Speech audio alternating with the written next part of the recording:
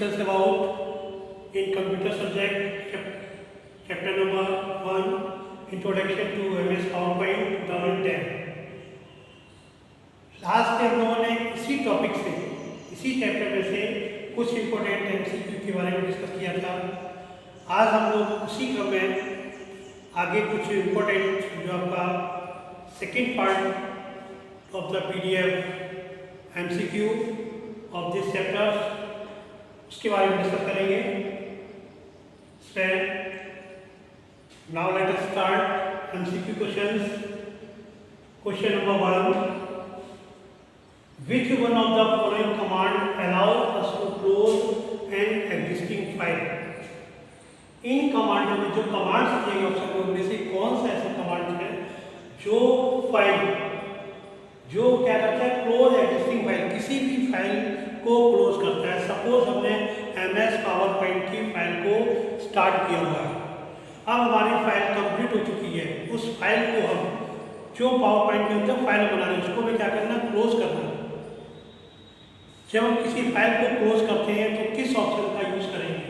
यहाँ पर लिखा हुआ क्लोज, फाइल को क्लोज करने के लिए एग्जिट, इसका भी क्विट होता है, और क्विट का मतलब बाहर एग्जिट कर दें, और दोनों भी। इसमें से राइट ऑप्शन कौन सा?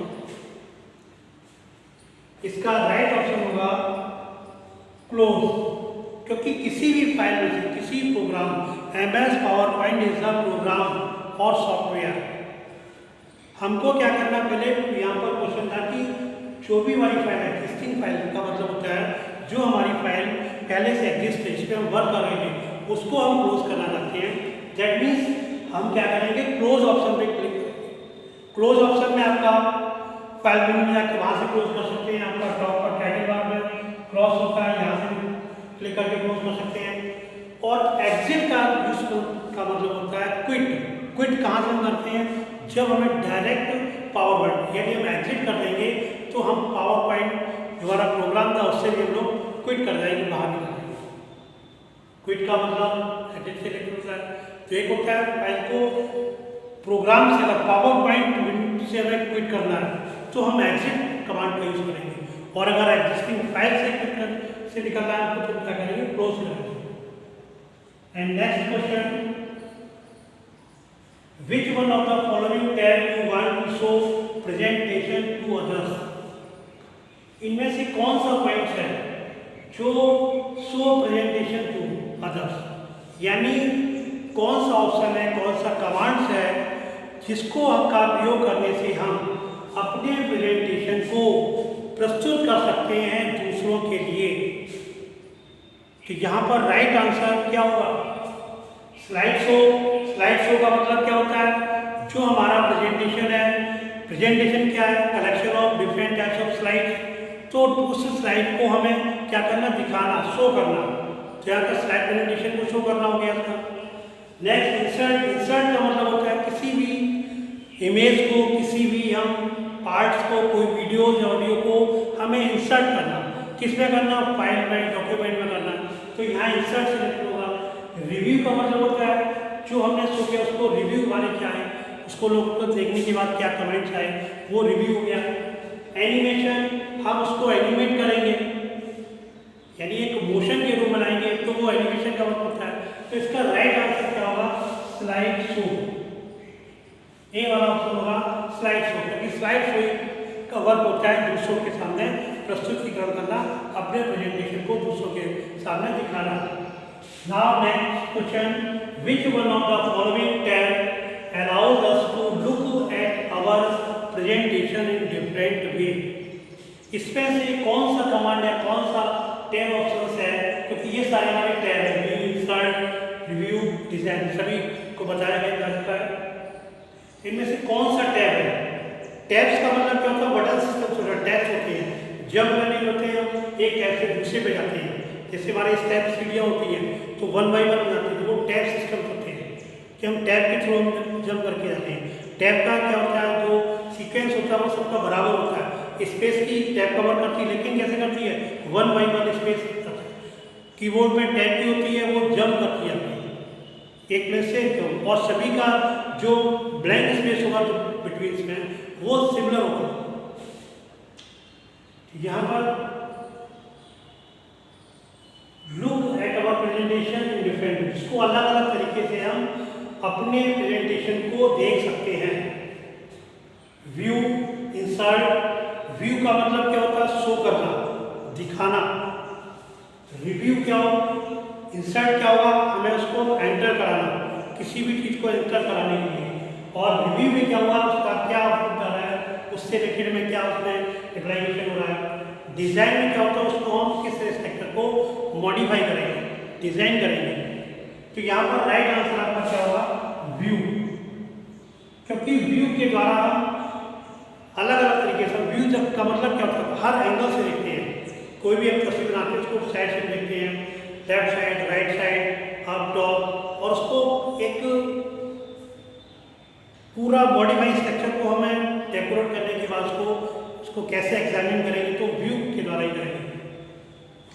Now next question number 4, as will list all the commands related to the main command you choose in the first part.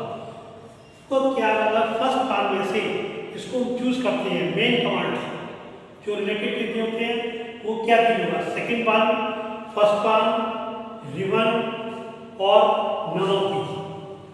तो फर्स्ट पार्ट से ही हम जो हमारा फर्स्ट पार्ट होता है वो क्या होता है? मेन कमांड डाल होते हैं। और सेकंड क्या होता है जो उससे किया था। और रिवन के लिए मैंने आपको बताया था कि एक आपका जो प्रोसेस होता है इसमें top of the power window पर रिवन टैब होता है जहाँ पर सारे टैब सिस्टम्स बने होते हैं। तो यहाँ पर क्या होगा? Second part. Next question, which one of the following is located near the top of the power point window. इसमें कौन सा ऐसा है जो located near the top of the power point के बाद टॉप पर होता है, क्विक एक्शन टूलबार के ऊपर, वहां पर शो होता है रिवन या क्विक एक्शन बार। क्योंकि क्विक एक्शन बार क्या होता है, उसका होता है बटन होता है और उसके ऊपर क्या होता है? रिवन होता है। तो यहाँ पर आंसर क्या होगा? रिवन होगा, वो तो नहीं होगा क्योंकि दोनों का अलग अलग, नन ऑफ दीज नहीं होगा। And next question number 6, which one of the following command part which consists of all the commands। वो कौन सा कमांड पार्ट है जहाँ पर सारे कमांड कंसिस्ट होते हैं? फर्स्ट पार्ट होता है या सेकंड पार्ट होता है या बोथ हो या दोनों ही होते हैं या इनमें से कोई नहीं है? तो राइट आंसर क्या होगा इसमें? फर्स्ट पार्ट होगा, क्योंकि इससे पहले भी मैं आपको बताया था फर्स्ट पार्ट आपका क्या होता है जहाँ पर मेन कमांड होती है। सेकंड कमांड क्या होता है? उससे रिलेटेड होती है, उनके डिस्ट्रीब्यूशन हो जाते हैं। जैसे क्लास 8 क्या फर्स्ट पार्ट, और सेकंड पार्ट में क्या हो गया? इनके सेक्शन अलग अलग डिवाइड हो गए। जब इनके सेक्शन डिवाइड हो गए, एक ए हो गया, बी हो गया, सी हो गया, उसी टाइप से डिवाइडेशन हो जाता है।